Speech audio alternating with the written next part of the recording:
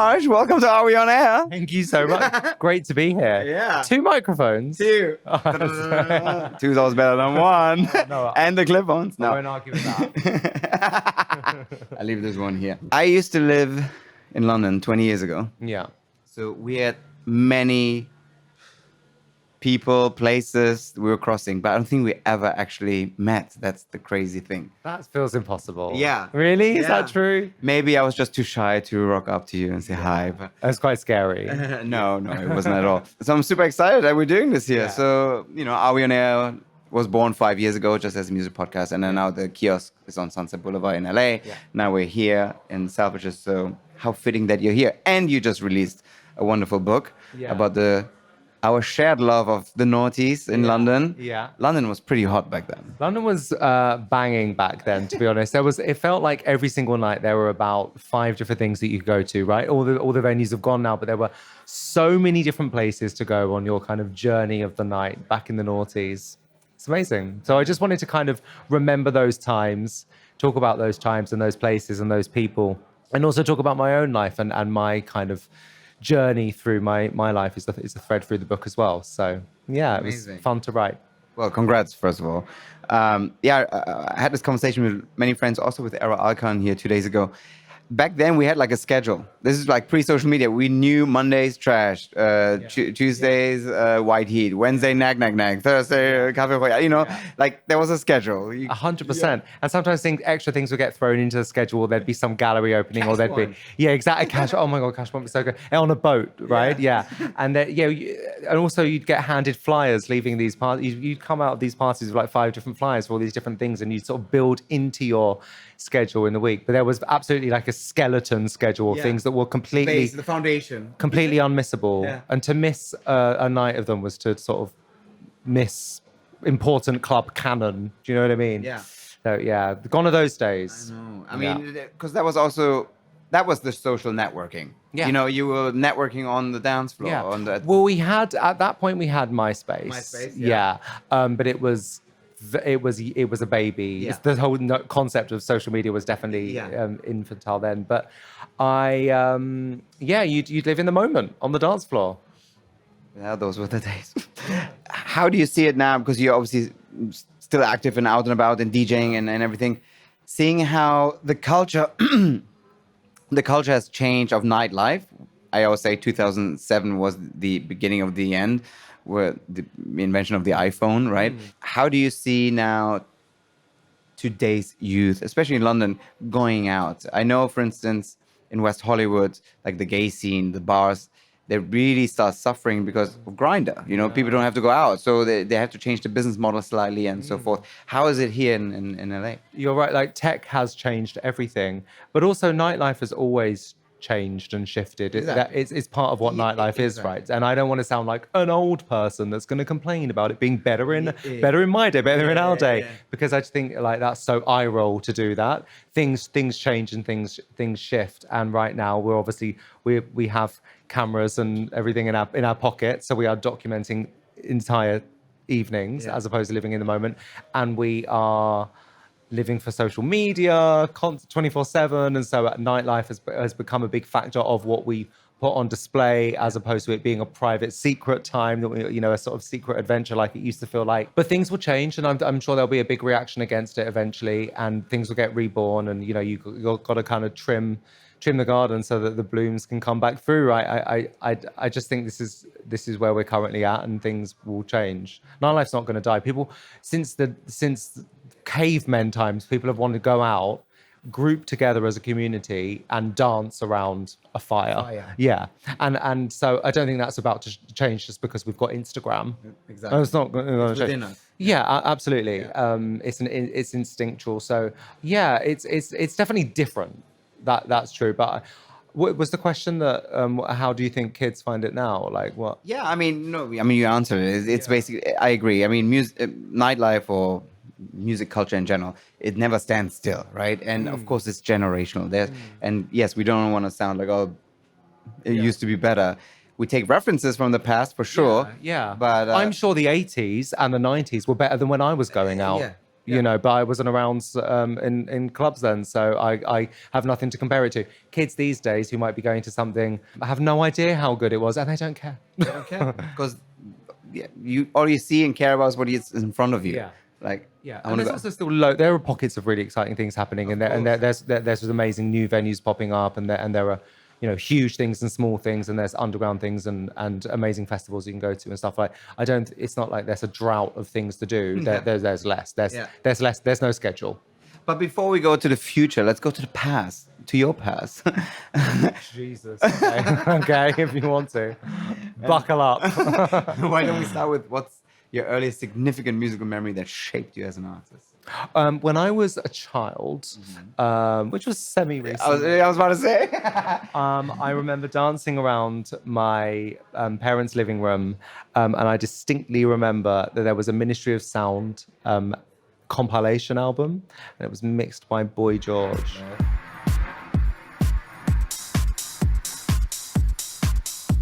Well, it was a double CD. Remember CDs? It was a double CD. We're actually selling some right here at Selfridges. And it was but CDs are back, right? Big time. And cassettes. Big cassettes. And cassettes, I mean, yeah. vinyl clearly. Yeah. But just seeing these wall, you remember how you listen to like an HMV and stuff, you put headphones on, listen to the wall. That's big time coming. Yeah, I used to go, there used to be a shop called Owl Price, and I'd stand there with like headphones. Do you remember? I don't remember Owl Price. That was my local record store anyway. It's where I discovered loads of music. But I remember a Ministry of Sound CD. It was a double compilation. One of them was mixed by Boy George.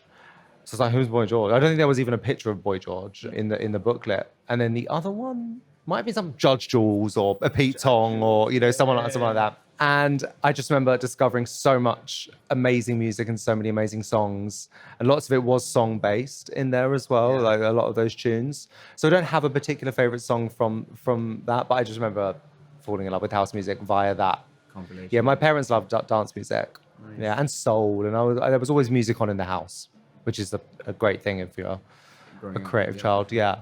I saw Boy George at Nag Nag Nag for the first time, for instance. Yeah, he was probably down there every week, wasn't he, at one point? Yeah, I remember that. Yeah. And what track shall we play? Because I know you sent me some. And it's actually Prefab Sprout. That was a different thing. A different thing. Well, let's talk about Prefab Sprout then. That's Prefab Sprout. That was the king of rock and roll. Yeah. My dad used to play me that song all the time because it has that so it is part of your early significant music. There you go. It absolutely is. It just wasn't on the Boy George album. Yeah, sorry. Spotify didn't have that Boy George. Yeah. Okay. And that song, I just remember my dad used to play that when I was really young, and it had that hot dog jump in front. I used to be like, I just used to dance. That's the foundation. Part of the tapestry. It's tapestry, exactly. Yeah. You know, I mean, the answers I get over the years, you'll be surprised. Yeah. But that's what makes it interesting, because I always say the soundtrack of our lives changes throughout our lives anyway. So it's never a standstill. Yeah. And why don't we go straight, make it a bit more complicated? How would you describe yourself in 3 tracks? 3 tracks. Okay. I'm going to put one of my own tracks in there because you want to plug things. Yeah, and also not from like a narcissistic point of view, but just because like it's part of my world is the music that I make. Yeah. So I guess we'll go for My House.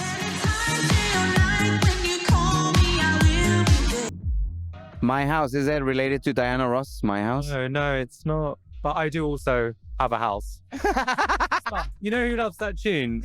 Little kids. The amount of times I get tagged in videos where it's like babies in like back some cars jiggling about to my house. For some reason, that like babies and toddlers love that tune.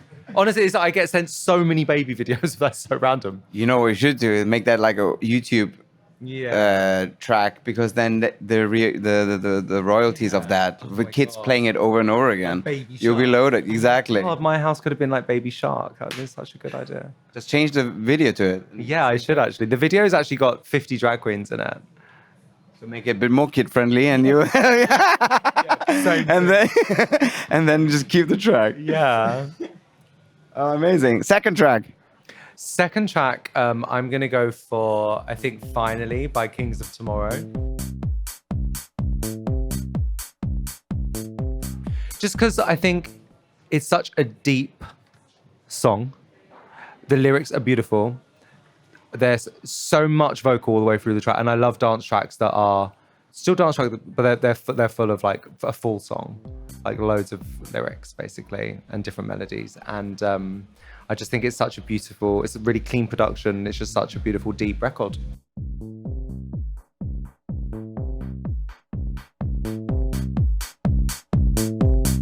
Time marches on, never ending. Time keeps its own time. Here we stand at beginning, and in goes passing us by. And I can't dream for us all. I hope I'm in a better state when here and now crumbles and falls.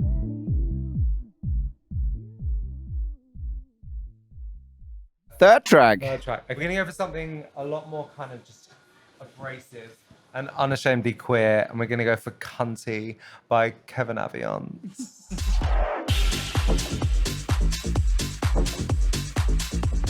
Let's do it.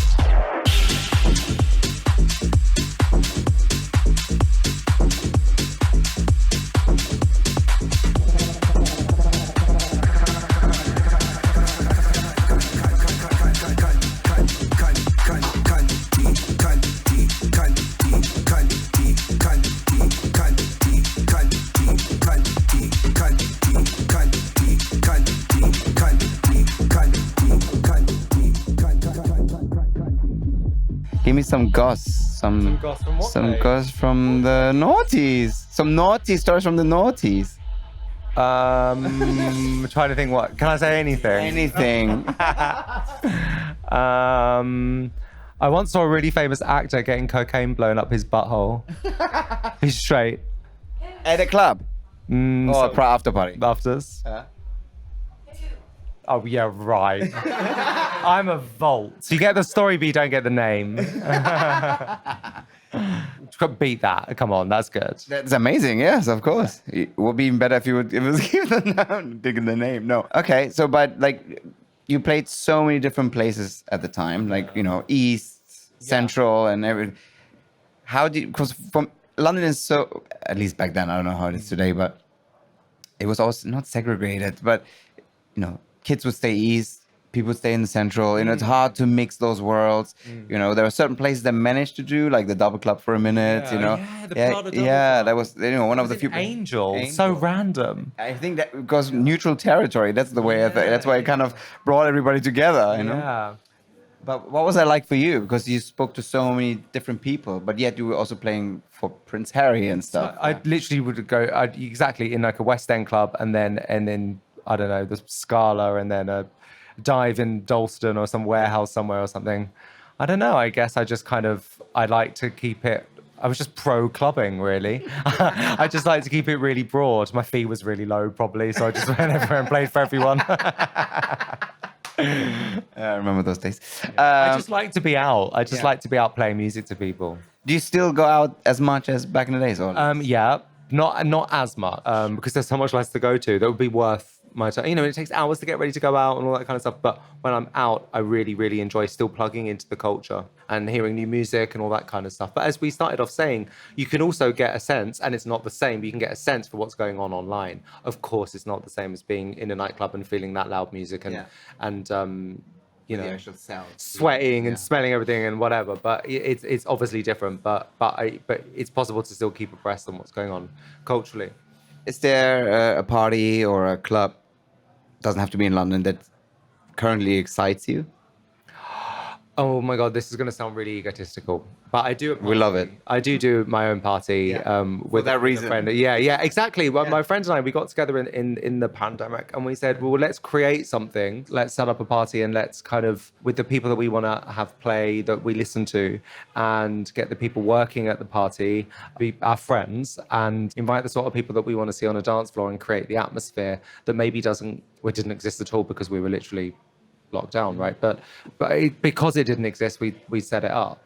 Yeah, so it's called Feel It, and it's on Friday nights, and it's our baby, and it's amazing. Yeah.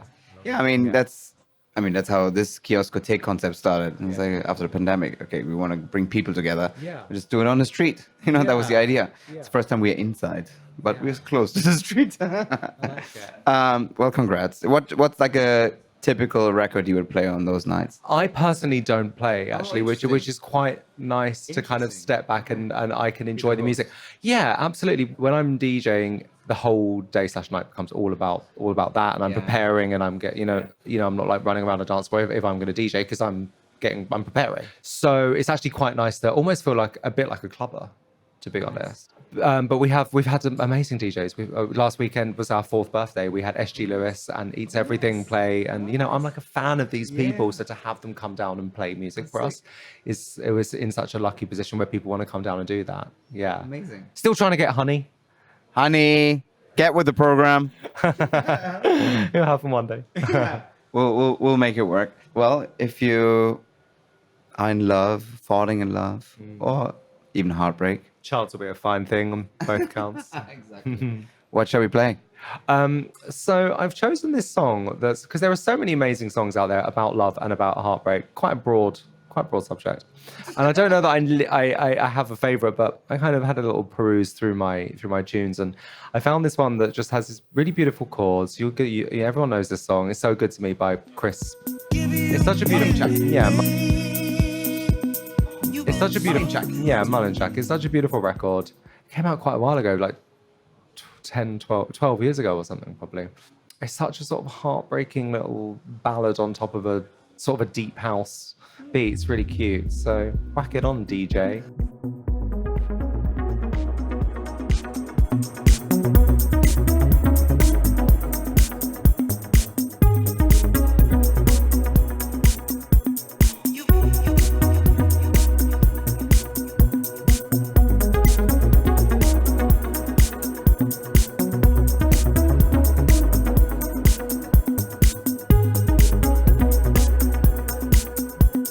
You've been so good to me. Give you anything. You've been so good to me. You love and try. And then after the heartbreak, you walk around town, through London town, and you working your way back out of the heartache, and you're getting better and stronger, and then you're feeling super sexy one day, and you're walking down the street feeling super sexy. What's the sexiest song? Horny by Moose T.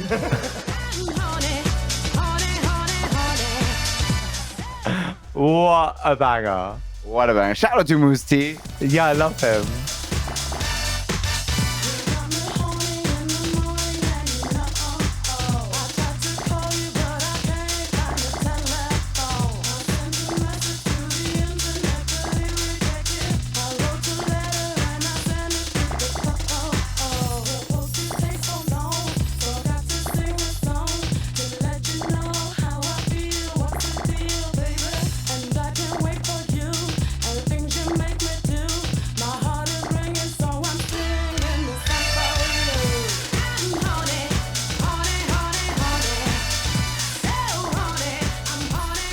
Well, what are you going to go on a book tour? Like actually performing live? Yeah, gonna do loads of bookshops, doing something at Rough Trade. Doing, Shout out to Rough Trade here. Woo! we love them, Rough Trade East. Doing something at Foyles. Doing lots of stuff outside of London as well. Yeah, going as far as like Bath and Margate and obviously Exotic places. Yeah, well, yeah, and Manchester, Brighton, all the places. Nice. And what happens at those happenings? And I'm going to do my strip show. Do a sexy strip tease and go buy my book. No, I'm gonna talk. Cover yourself in the pages. Yeah. For each page. For each book sold, peel off a page. Oh my God, not a no. I love that. It was, we'll write that down. Listen, I gave a lot of great ideas on this part over the years. Dua Lipa, Radical Optimism came out of this conversation. Did it really? That's amazing. Yeah, so I want to see that page book thing now. Yeah, you pervert. You old perv. I'm going to be talking about my book and answering questions is what I'm going to be doing. What's one question you've been dying to be asked that no one has asked yet? I'm happy to do that. What's the meaning of life? What is the meaning of life, Jodie Harsh? I think it's just to have a good time while you're here and spread positivity and a little spark joy in people and leave them wanting more. I like the end part. Yeah. And how deeply you looked into my eyes saying that. Say no more. On that note, to wrap up our little chat, if your life would be a movie, what song would play in the end credits? Okay, so in the movie, I die at the end. Okay. Well, yeah, as you know, yeah. So at my funeral, this is a real fact. I'm going to have Take a Bow by Madonna.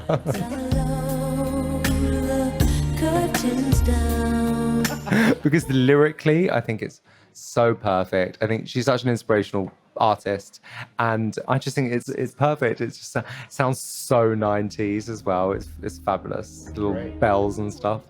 Have you worked with her before? Met her a bunch of times, hung out with her. We got tons of mutual friends, and you know, The usual. the usual. I've always been in love with you.